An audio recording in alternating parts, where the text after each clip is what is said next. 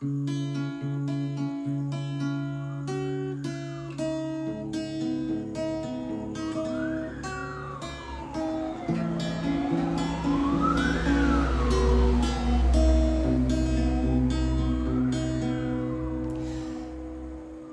दिवारको कोठामा